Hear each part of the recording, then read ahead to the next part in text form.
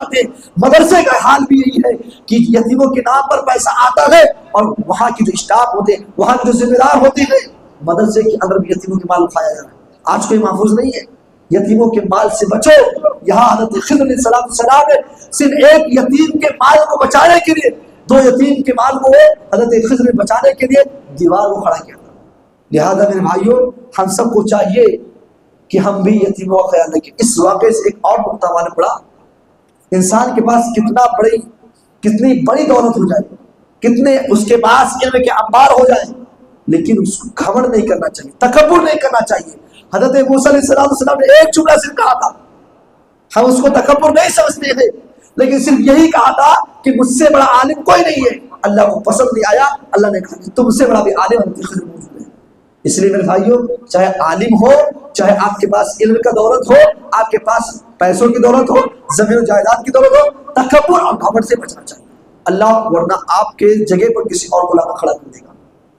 کے پاس کھڑے ہو کر ایک بہترین انداز میں نصیحت کرتے ہیں, تو ایک بنی اسرائیل میں سے ایک آدمی اٹھا اور حضرت موسیٰ سے کہتا ہے کہ اے موسیٰ, کیا اس کائنات کے اندر تم سے بڑا بھی کوئی عالم ہے؟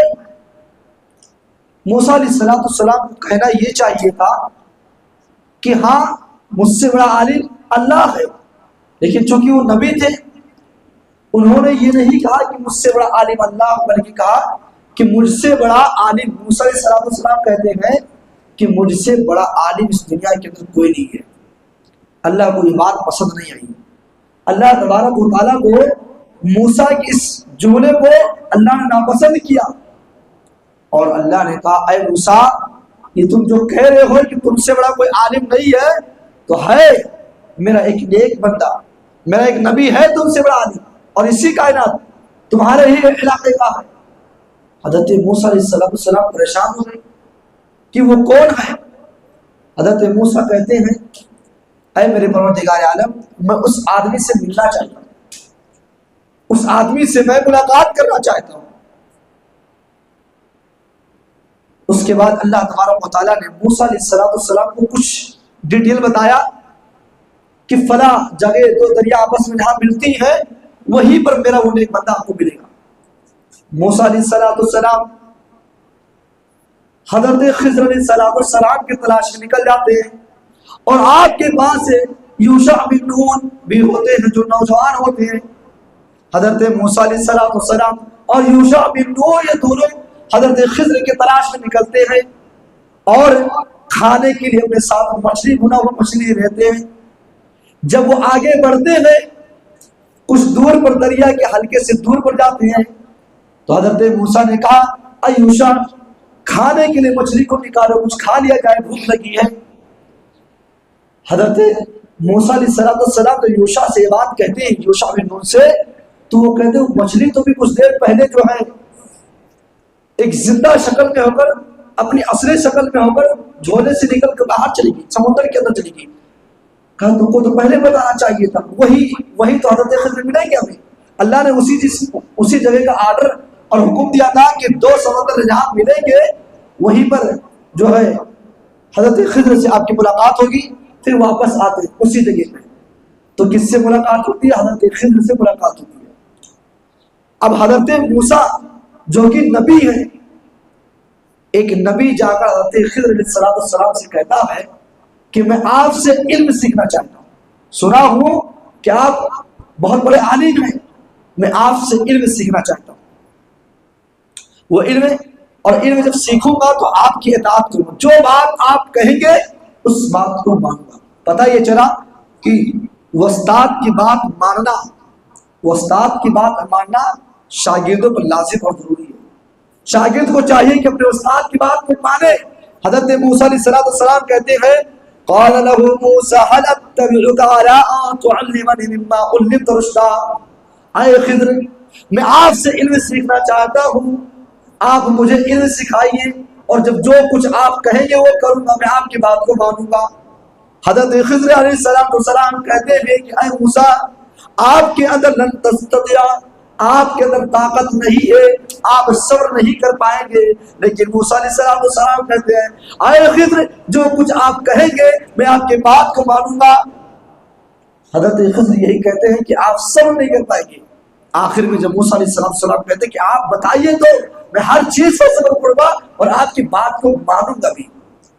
اس کے بعد حضرت خضر علیہ السلام کہتے ہیں اے موسیٰ جو کچھ میرے ساتھ آپ رہو گے زیادہ سوال نہیں کرو گے. فلا تسألنی عن شیء، کسی چیز کے بارے میں آپ سوال نہیں کرو گے. جو کچھ میرے ساتھ ہوگا، جو کچھ میں کروں گا اس کو دیکھ کر تم کو سوال نہیں کرنا ہے، مجھے ٹوکنا نہیں ہے. موسیٰ علیہ السلام کہتے ہیں ٹھیک ہے کوئی بات نہیں. قرآن کہتا ہے فَانطَلَقَا، یہ دونوں چلے، حضرت خضر علیہ السلام اور حضرت موسیٰ علیہ السلام یہ چلے. حتیٰ اذا رکبوا فی السفینہ، ایک کشتی پر سوار ہوتے ہیں. حضرت موسیٰ اور حضرت خضر یہ ایک کشتی پر سوار ہوتے ہیں، اور جب کشتی پر سوار ہوتے ہیں تو حضرت خضر علیہ السلام کشتی کی ایک بوٹ کو نکال دیتے ہیں اور اس میں سوراخ کرنے لگتے ہیں. اب یہ منظر دیکھ کر حضرت موسیٰ کو رہا نہیں گیا، کہا اے خضر تم یہ کیا کر رہے ہو؟ پورے کشتی والوں کو مارنا چاہتے ہو؟ تم کیسے انسان ہو؟ یہاں ایک نکتہ سمجھ آیا کہ ان کو حضرت موسیٰ علیہ السلام کو اپنی جان کی فکر نہیں ہے. کس کی جان کی فکر ہے؟ کشتی میں جو لوگ بیٹھے ہوئے ہیں ان کے جان کی فکر ہے. آج ہم کو اپنی جان کی فکر ہوتی ہے، لیکن وہ نبی حضرت موسیٰ علیہ السلام کہتے ہیں کہ جو کشتی میں بیٹھے ہوئے ہیں تم ان لوگوں کو مارنا چاہتے ہو. تو حضرت خضر نے کہا اے موسیٰ میں نے پہلے کہا تھا نا کہ تم صبر نہیں کر پاؤ گے، تم ٹوک دیے، سوال کر لیے، مجھے پتا تھا پہلے کہ تم میرے ساتھ صبر نہیں کر پاؤ گے. حضرت موسیٰ نے کہا کہ پہلی مرتبہ معاف کر دیجیے، غلطی ہے، دوبارہ ایسا حرکت نہیں کروں گا. اس کے بعد یہ دونوں پھر چلے آگے بڑھے. فانطلقا حتى اذا لقي غلام فقتله قال قتلته. آگے جب بڑھتے ہیں تو ایک بچہ ملتا ہے. حضرت خضر علیہ السلام اس بچے کو قتل کر ڈالتے ہیں، قتل کر دیتے ہیں. پھر یہ حضرت موسیٰ کو دیکھ کر رہا نہیں گیا، کہا ایک معصوم بچے کو تم نے قتل کر دیا، غلطی کیا کیا تھا؟ میں آپ کے ساتھ ہوں، اس بچے نے آپ کو کچھ بولا بھی نہیں، اس کی کوئی گندی حرکت آپ نے دیکھا بھی نہیں، میں آپ کے ساتھ ہوں، کوئی غلطی کوئی خطا نہیں، اور آپ نے بلا وجہ اس کو قتل کر دیا. حضرت خضر نے کہا قال لم اقل لك انك لا تستطيع معي صبرا.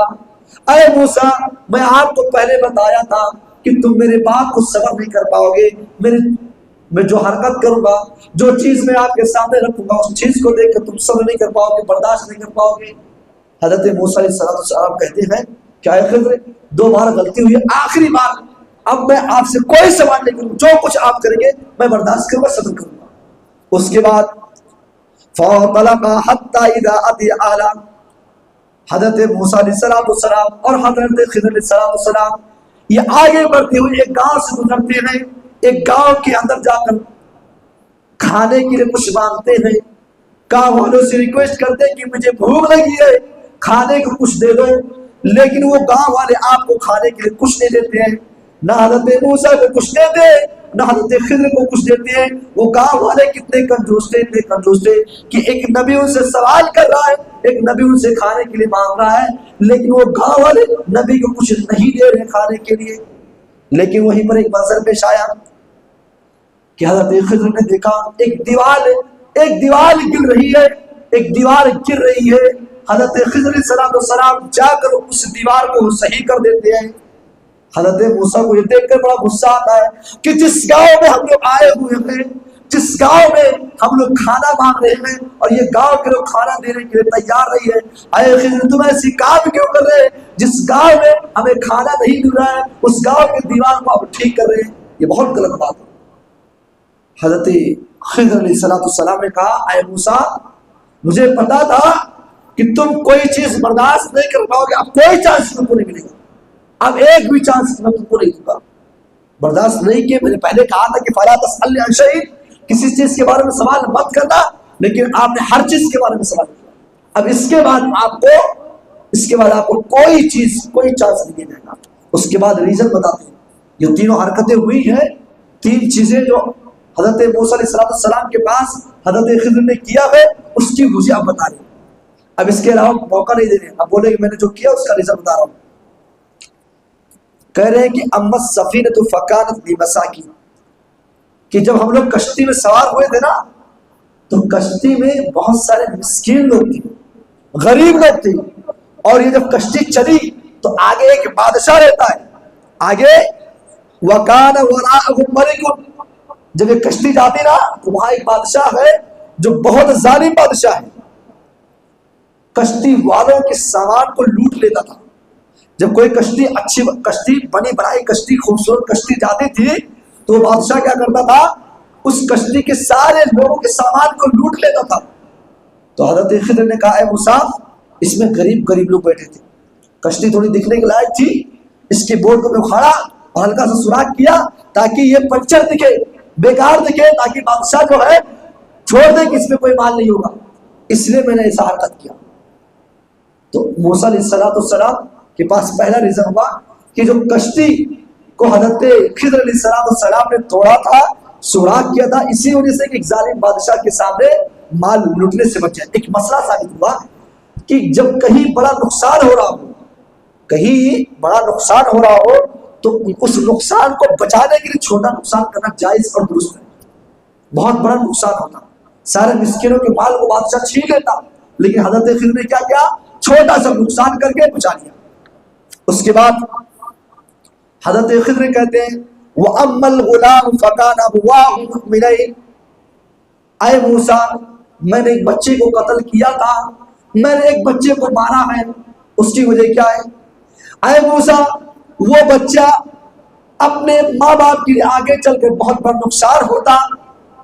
اس بچے کے ماں باپ بہت نیک تھے, صالح تھے, لیکن یہ بچہ کافر ہوگا اور آگے جا کر اپنے ماں باپ کو بڑا تکلیف دیتا, ماں باپ کے لیے اچھا ثابت نہیں ہوتا, اس لیے میں نے اس بچے کو مار ڈالا. اس بچے کے خاطر, اس بچے کی وجہ سے اس کے ماں باپ بہت تکلیف جھیلتے, اس لیے اس بچے کو میں نے مارا. پتہ یہ چلا کہ آدمی بچوں کی تربیت کے معاملے میں شروع ہی سے اچھے سے تربیت کرے, آگے چل کے بچے جو ہے آپ کی آنکھوں میں ٹھنڈک بنے. اس بچے کی تربیت, وہ آگے جا کر جب کفر کرتا اور ماں باپ کو ستاتا تو حضرت خضر کہتے ہیں موسیٰ سے, میں نے قتل اس لیے کیا تاکہ یہ بچہ اپنے ماں باپ کو ستائے گا, جب رہے گا ہی نہیں تو کیسے ستائے گا, اس لیے میں نے اس بچے کو قتل کیا. اس کے بعد کہتے ہیں وَأَمَّا الْجِدَارُ فَكَانَ لِغُلَامَيْنِ يَتِيمَيْنِ, کہ جو میں نے ایک دیوار کو جو گر رہی تھی, جس گاؤں میں ہم کو کھانا نہیں ملا نا, گاؤں والے کنجوس ہے, لیکن جو دیوار گر رہی تھی وہ دیوار 2 یتیم بچوں کی تھی, اور ان کے ماں ان کے باپ نے اس دیوار کے نیچے دفینہ خزانے دفن کیے تھے, اور اگر یہ دیوار گر جاتی تو بچے اپنے مال سے محروم ہو جاتے, اور یتیم بچوں کا کیا قصور تھا, وہ تو یتیم تھے نا, وہ تو یتیم بچے تھے. بعض لوگوں نے انہی یتیم بچوں کے تعلق سے لکھا کہ مسجد نبوی کی جو جگہ ہے اللہ کے نبی صلی اللہ علیہ وسلم نے بعد میں خریدی تھی, وہ جگہ جو ہے مسجد نبوی کے حصے میں آئی تھی. تو حضرت خضر علیہ السلام نے موسیٰ علیہ السلام کو بتایا کہ یہ یتیم بچوں کی جگہ ہے, دیوار کے نیچے دفینہ خزانہ کے باپ نے دفن کیا تھا, اگر یہ دیوار گر جاتی تو بچے اس خزانے سے محفوظ نہیں رہتے اور گاؤں والے اس کو لوٹ لیتے, اس لیے میں نے ایسا کیا. پتہ یہ چلا یتیموں کا خیال رکھو, پتہ یہ چلا یتیموں کے ساتھ آپ کا برتاؤ اچھا ہونا چاہیے. اگر کوئی یتیم ہے سماج کے اندر, اس کے باپ کا انتقال ہو گیا ہے, اس کی ماں نہیں ہے, ذمہ داری پوری قوم کے اوپر ہے, لیکن آج تو افسوس ہے کہ چچا اپنے بھتیجے کے پورے مال کو کھا جاتا. بچہ چھوٹا ہے, باپ کا انتقال ہو گیا ہے, ہم یتیموں کے مال کو کھاتے. مدرسے کا حال بھی یہی ہے کہ یتیموں کے نام پر پیسہ آتا ہے, اور وہاں کی جو اسٹاف ہوتے ہیں, وہاں کی جو ذمہ دار ہوتے ہیں, مدرسے کے اندر بھی یتیموں کے مال کو کھایا جا رہا ہے. آج کوئی محفوظ نہیں ہے. یتیموں کے مال سے بچو.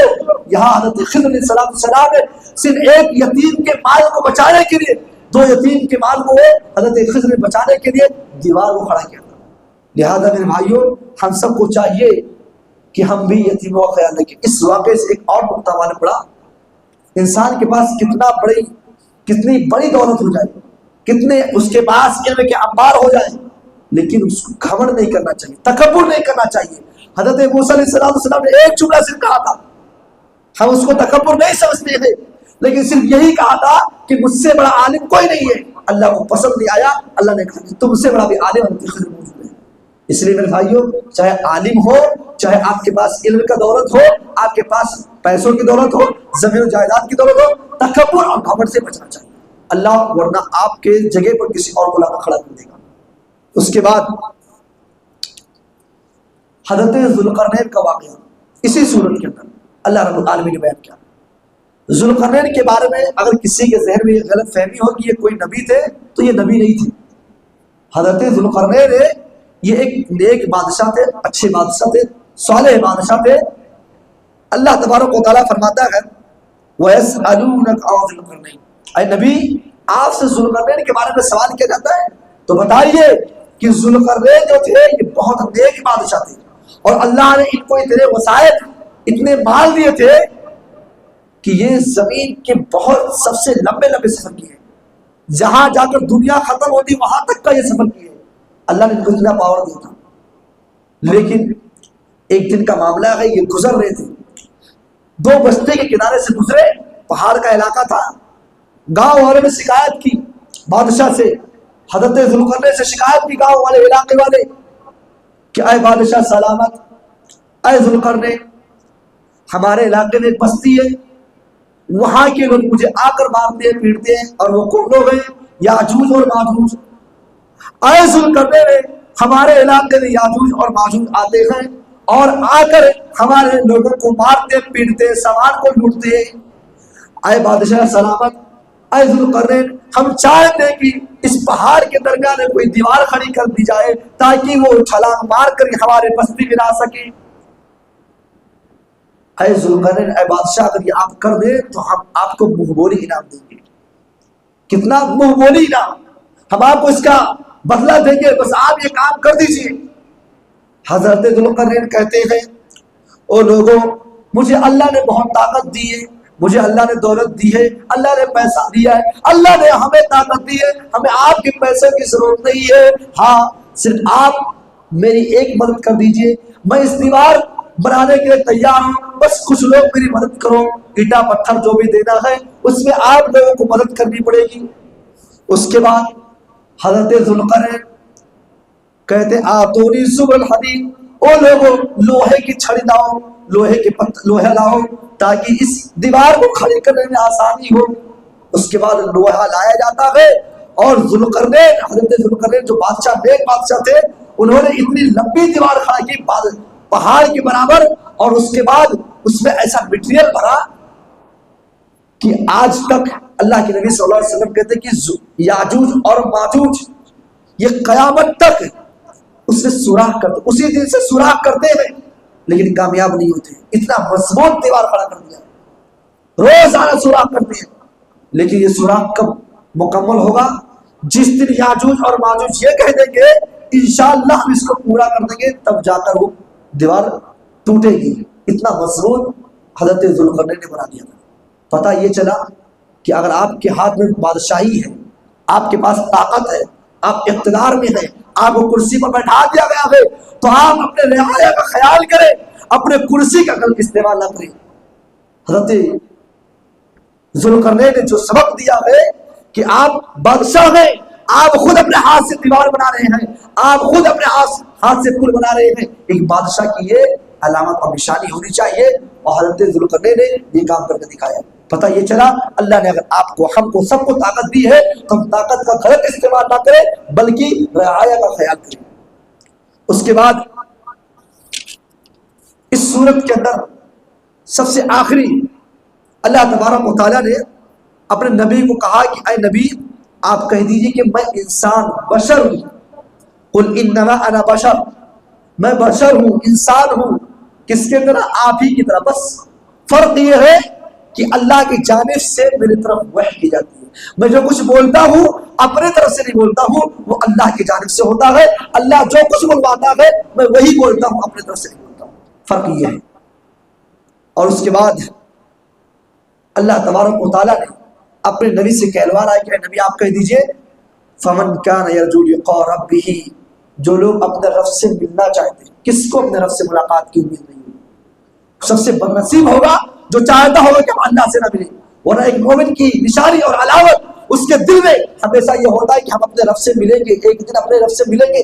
جن کا عقیدہ ہے کہ اللہ ہے، ہماری ملاقات ہوگی، تو وہ یہ سوچتے ہیں کہ ہم ملاقات کریں گے اور چاہتے بھی ہیں۔ اللہ تبارک و تعالیٰ نے کہا جو اپنے رب سے ملنا چاہتے ہیں ان سے کہہ دو فلیعمل عملا صالحا، وہ نیک عمل کریں۔ صرف عمل نہیں کرنا، نیک عمل کرنا ہے، جس پر جناب محمد رسول اللہ صلی اللہ علیہ وسلم کی مہر لگی ہو وہ عمل کرنا ہے، تب جا کر آپ کو اپنے رب سے ملاقات کی نصیب ہوگی۔ آپ عمل کیجئے، آپ 8 رکعت کے بجائے 24 رکعت، 30 رکعت، 40 رکعت پڑھیے، یہ زیادہ عمل ہے، لیکن یاد رکھیے جس عمل پر جناب محمد رسول اللہ صلی اللہ علیہ وسلم کی مہر لگی ہے وہی عمل قابل قبول ہوگا، اس کے علاوہ کوئی اور عمل نہیں۔ اور رب سے ملاقات وہی کریں گے جو صالح عمل کیے ہوں گے، جو نیک عمل کیے ہوں گے۔ زیادہ عمل اللہ کو پسند نہیں ہے، بس جس عمل پر نبی صلی اللہ علیہ وسلم کا مہر لگا ہے وہ عمل اللہ کو پسند ہے۔ اس کے بعد سورہ مریم شروع ہوتا ہے۔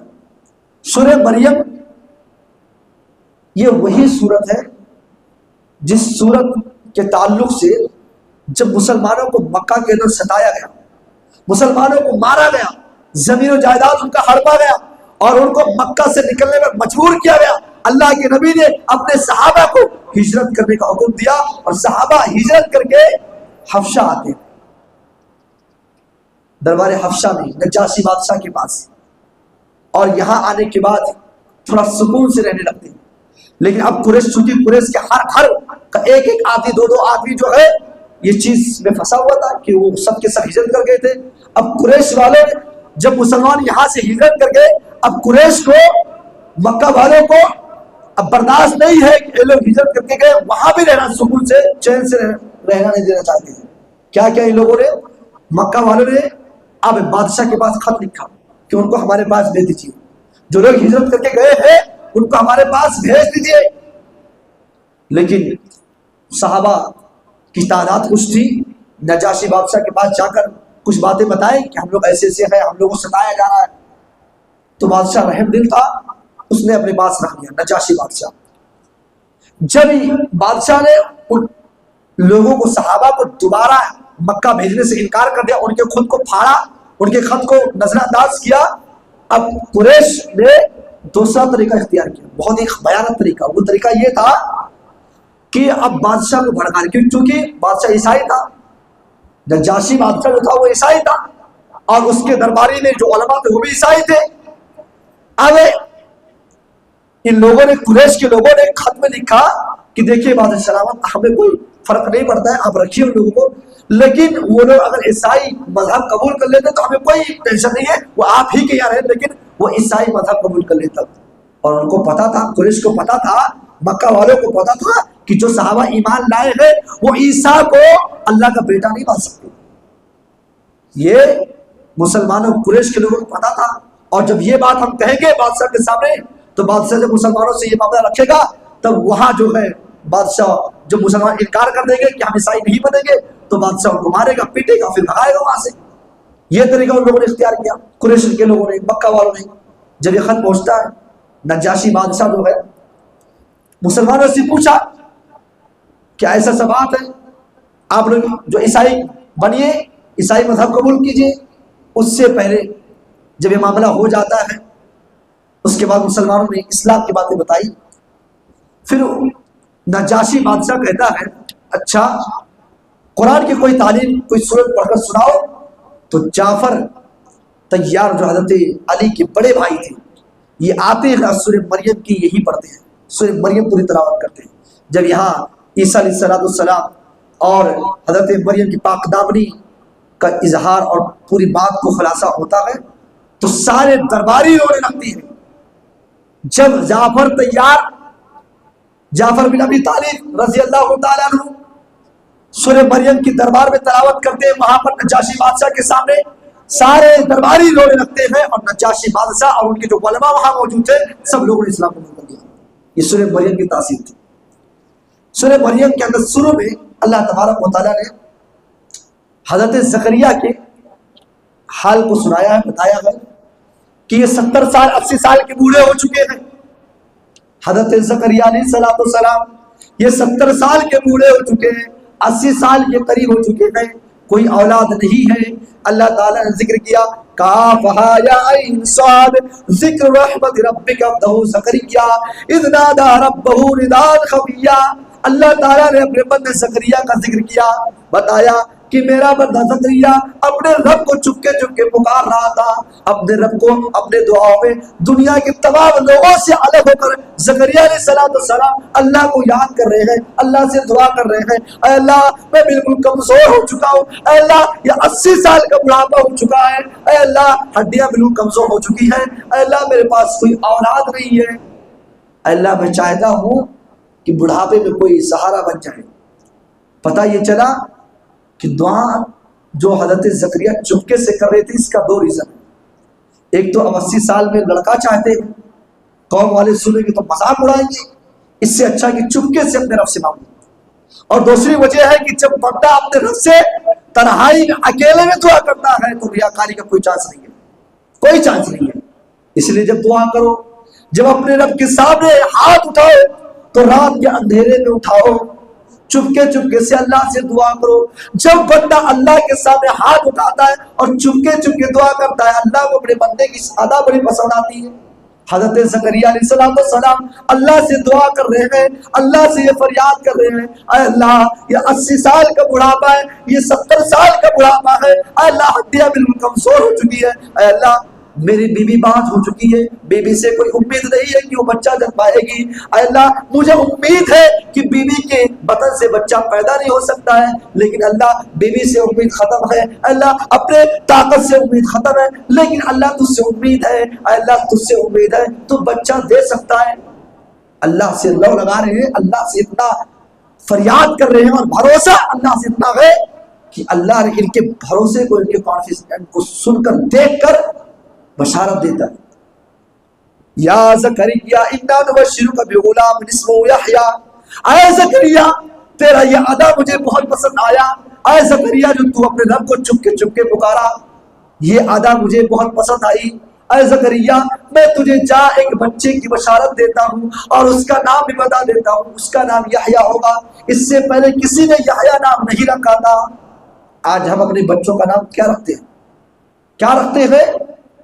وہ پاکستانی سیریل نکلے ہیں, اس میں ہیروئن کا جو نام رہتا ہے بچی کا نام وہ رکھ دیتے ہیں, اور جو ہیرو کا نام رہتا ہے اپنے بچوں کا نام رکھتے ہیں. یا ہم سوشل میڈیا پر تراشتے ہیں, نام لکھتے تو اچھا لگتا ہے, ہمارے ذہن کے مطابق اچھا لگتا ہے. کیا میرے بھائی قرآن و حدیث میں ڈھونڈو نام, صحابہ کا نام رکھو, انبیاء کا نام رکھو, یہ نام رکھا جائے.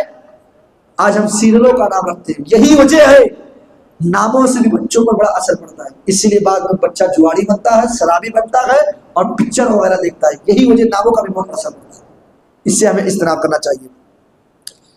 تو اللہ تبارک و تعالیٰ نے حضرت زکریا علیہ السلام کو بڑھاپے میں بچہ دیا. پتا کیا چلا, کسی انسان کو نا امید نہیں ہونا چاہیے. شادی ہوئی, 10 سال ہو گئے شادی ہوئی, آپ کو بچہ نہیں ہو رہا ہے, آپ بابا کے پاس مت جائیے, آپ پیروں کے پاس مت جائیے, آپ جو قبر پوجوں کو جو قبر پوجتے ہیں, قبر کے پر سجدہ کرتے ہیں, وہاں مت جائیے. آپ خود اپنے رب کے سامنے سجدہ کریں, اور آپ کا کانفیڈنس اتنا ہونا چاہیے, آپ کا اپنے رب سے لگا اور تعلق رشتہ اتنا ہونا چاہیے کہ آپ کی دعا خود اللہ قبول کرے. حضرت زکریا نے یہی کیا کہ اپنے رب کو پکارا. 80 سال کی عمر میں بچہ پیدا ہو رہا ہے, بتائیے, جو کہ آج کی ڈیٹ میں امیدیں ختم ہو جائے گی, چاہے مرد ہو یا عورت. اللہ نے دیا, اس لیے آج بھی ضرورت ہے کہ ہم, اگر بچے نہیں ہو رہے, کسی کی شادی ہو گئی ہے, کافی عرصہ ہو گیا ہے, آپ اپنے رب کو پکارو. لیکن ضروری ہے, آپ نماز نہیں پڑھتے ہیں اور کہہ رہے ہیں کہ ہم 10 سال سے ہاتھ اٹھائے دعا کر رہے ہیں. صرف دعا کرنے سے نہیں ہوگا, آپ شریعت پر کچھ عمل بھی نہیں کرتے ہیں, ایک دم بدبخت انسان ہے, اور بچے کے لیے اللہ سے دعا کرتے ہیں, اور جب 1 سال دعا کرتے نہیں ہوتا تب چلو گندے راستے پر چلو, چلو تعویذ وغیرہ استعمال کرو, چلو باباؤں کے پاس. تب یہ طریقہ, جب ہمارا رشتہ اللہ سے کمزور ہے, پھر ہم دعا میں ہاریں گے نہیں تو پھر کیا جیتیں گے. اس لیے میرے بھائیوں, پہلے اللہ سے اپنے تعلقات کو جوڑو, انشاءاللہ اللہ تبارک و تعالیٰ آپ کی دعاؤں کو سنے گا. اس کے بعد اللہ تبارک و تعالیٰ نے حضرت مریم علیہ السلام کی پیدائش کا ذکر کیا. اللہ نے فرمایا وَذْكُرْ فِي الْكِتَابِ مریم، اللہ نے مریم کا ذکر کیا کہ مریم علیہ السلام یہ نیک خاتون تھی، نیک بیٹی تھی، یہ ایک مسجد میں رہتی تھی، مسجد کے اندر وہ اپنا کھانا پینا جو کچھ ان کو ہوتا تھا ساری تربیت مسجد کے اندر ہو رہی ہے، ساری تربیت حضرت مریم علیہ السلام کی تربیت مسجد کے اندر ہو رہی ہے۔ ایک دن اللہ تعالیٰ نے فَأَرْسَلْنَا إِلَيْهَا رُوحَنَا فَتَمَثَّلَ لَهَا بَشَرًا سَوِيًّا، جبریل علیہ السلام کو انسانی شکل میں بھیجتا ہے، کس کے پاس؟ حضرت مریم کے پاس۔ حضرت مریم دیکھتی ہے، قالت انی اعوذ بالرحمن منک ان کنت تقیا، حضرت مریم کہتی ہے اے بڑا شخص میرے پاس تم مت آنا، اللہ سے ڈرنا، اللہ کی پناہ چاہتا ہوں، تم میرے قریب مت آنا۔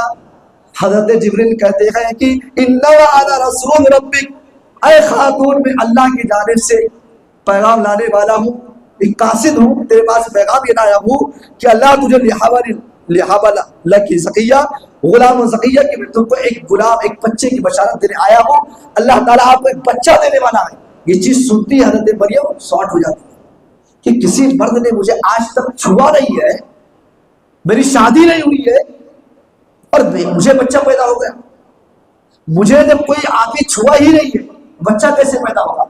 اگر آج بھی کسی کو ڈاؤٹ ہے تو ان سے پہلے بھی آپ حضرت آدم کے بارے میں سوچ لیجئے، جو رب بغیر ماں باپ کے انسان کو پیدا کر سکتا ہے تو بغیر باپ کو بچہ کیوں نہیں دے سکتا ہے؟ یہ اللہ کا کمال ہے، یہ اللہ کن فیکون ہے۔ تو حضرت مریم علیہ السلام تھوڑا سا تعجب کرتی ہے۔ اس کے بعد اللہ تبارک و تعالیٰ نے مریم علیہ السلام کو بچے کی بشارت دیتا ہے، اور جب مریم علیہ السلام کو بچہ ہو جاتا ہے، بچہ ہونے کے بعد جب ان کو درد ہوتا ہے تو اللہ حکم دیتا ہے کہ ایک درخت کے قریب چلے جاؤ۔ وہ حضرت مریم اپنے درد کو لے کر، اپنے پیٹ کو لے کر ایک درخت کے قریب جاتی ہے، اور وہی بچہ پیدا ہوتا ہے، وہی عیسیٰ علیہ السلام پیدا ہوتے ہیں، اور پیدا ہونے کے بعد اس درد کی حالت میں حضرت مریم نے کہا تھا کاش میری موت ہو جاتی، یا لیتنی مت قبل ھذا، کاش کہ میری موت ہو جاتی اور میں دنیا والے کی نظروں سے، بد نصیبی سے بچ جاتی۔ ابھی دنیا والے مجھے میرے دامن پہ کیچڑ اٹھا دیں گے، مجھے برا بھلا کہیں گے، اور ایک نیک عورت کا یہ پہچان ہوتا ہے کہ اپنے دامن، اپنی عزت کو بتانے کے لیے بہت کچھ کر ڈالتی ہے۔ حضرت مریم نے یہ بات کہی، اللہ تعالیٰ نے حضرت مریم کو دلاسا دیتے ہوئے کہا کہ اے مریم تو گھبراؤ نہیں، یہ درخت ہے، کھجور کا درخت ہے، اس کو ہلاؤ، تازہ تازہ تم کو کھجور ملے گا۔ پتہ یہ چلا کہ بچہ پیدا ہونے کے بعد اپنے بیوی کو کھجور کھلانا چاہیے، اس سے زیادہ طاقت ہوتا ہے۔ اس کے بعد اس واقعے میں تھوڑی سی بات یہ ہے کہ جب بچہ پیدا ہو گیا، حضرت عیسیٰ علیہ السلام پیدا ہو گئے، جب حضرت مریم بچے کو لے کر قوم کے پاس آتی ہے، قوم کے لوگوں نے دیکھا، کہا اے مریم بڑی زانیہ عورت ہو گئی تو، تیری شادی نہیں ہوئی، بچہ تجھے کہاں سے پیدا ہو گیا؟ تو بہت بدکار عورت ہے۔ اللہ نے کہا کہ یا اخت ہارون ما کان ابوک امرأ سوء، قوم کے لوگ تانا دے رہے ہیں مریم علیہ السلام کو کہ اے مریم تیرا بھائی ہارون اور تیرے باپ اور تیری ماں تو اچھے لوگ تھے، لیکن تو کیسے بدکار ہو گئی؟ پتہ یہ چلا میرے بھائیوں، اگر باپ اچھا ہے، بھائی اچھا، ماں اچھی ہے تو اس گھر کی لڑکی سے شادی کرنی چاہیے۔ جس کا بھائی اچھا ہے اس کی بہن بھی اچھی ہوگی۔ اس لیے جب رشتہ کرنے جاؤ تو یہ دیکھو ماں باپ کیسے ہیں اور بھائی کیسے ہیں۔ شادی کے معاملے میں 3 رشتے بہت اہم ہیں۔ آج کتنے ایسے گھرانے ہیں، بہن صحیح ہے، بھائی غلط راستے پر ہے، اور اسی بھائی کو غلط راستے پر دیکھ کر بہن کو بھی برداشت نہیں ہوتا، بہن بھی غلط راستے میں اختیار کر لیتی ہے۔ سچ ہے لیکن حقیقت، لیکن کڑوا ہے میرے بھائیوں، لیکن یہ سچ ہے کہ اگر بھائی برباد ہے، بھائی غلط راستے پر ہے تو بہنیں بھی غلط راستے پہ جائیں گی۔ یہ حضرت اللہ تبارک و تعالیٰ نے فرمایا کہ یا اخت ہارون ما کان ابوک امرأ سوء، قوم کے لوگوں نے اقرار کیا کہ بھائی ہارون اور باپ اور ماں یہ اچھے لوگ تھے، مریم تم کیسے برباد ہو گئی، بدکار ہو گئی، زناکار ہو گئی؟ مریم علیہ السلام اس درد کو لیے ہوئے کیا کرے؟ اور اللہ نے کہا اے مریم یہ قوم کے لوگ تمہیں تانا دے رہے ہیں، سنو۔ فاشارت الیہ، اے مریم بچے کی طرف اشارہ کر دو۔ اب بچہ ہی بولے گا کہ اس کا باپ کون ہے۔ اللہ تعالیٰ نے مریم علیہ السلام کو تسلی دیا۔ حضرت مریم علیہ السلام اشارہ کرتی ہیں. قال انی عبداللہ، حضرت عیسیٰ علیہ السلام بول پڑتے ہیں بچپن کی حالت میں، ابھی گود میں پیدا ہوئے ہیں، اور بولتے ہیں قال انی عبداللہ، او لوگوں میرے ماں کے بارے میں بدکاری کے الزام مت لگاؤ، میری ماں کوئی زناکار نہیں ہے، میں تو اللہ کا بندہ ہوں، اللہ نے مجھے پیدا کیا کن فیکون کے ذریعے سے، میرا کوئی باپ نہیں ہے. اور یہی حضرت عیسیٰ علیہ السلام کائنات کے سب سے زیادہ عمر پائے ہیں. کتنا چل رہا ہے؟ 2025 چل رہا ہے. جب سے دنیا بنی ہے، جب سے ان کی پیدائش ہوئی ہے، تب سے لے کر آج تک یہ زندہ ہے، اور ابھی پتہ نہیں کب تک زندہ رہیں گے، جب تک قیامت نہیں آ جائے گی. ابھی وہ قیامت سے پہلے آئیں گے. تو کائنات کے اندر سب سے زیادہ عمر پانے والے حضرت عیسیٰ علیہ السلام. تو یہ حضرت مریم کا واقعہ تھا. ان لوگوں نے، عیسائیوں نے بدکاری کا الزام لگایا. تو اور جو لوگ کہتے ہیں کہ عیسیٰ علیہ السلام اللہ کے بیٹے ہیں، یہاں اللہ نے خود کہلوا دیا، وہ بچپن میں جو گود میں تھے قال انی عبداللہ، کہ میں اللہ کا بندہ ہوں، اللہ میرا باپ نہیں ہے. یہ حضرت عیسیٰ علیہ السلام اپنی زبان سے کہہ دیے تھے. لہذا اللہ رب العالمین سے دعا ہے کہ اللہ تبارک و تعالیٰ قرآن کے جو ہمیں قرآن کے واقعات کو ذکر کیا ہے، ہم سب کو ان واقعات کو سننے کے بعد نصیحت حاصل کرنا چاہیے اور اس پر عمل کرنا چاہیے. ہم سب کو اللہ رب العالمین صحیح سمجھ عطا فرمائے اور کتاب اللہ خدا کی سنت رسول پر عمل کرنے کی توفیق عطا فرمائے. آمین. وآخر دعوانا ان الحمد للہ رب العالمین. السلام علیکم و رحمۃ اللہ وبرکاتہ.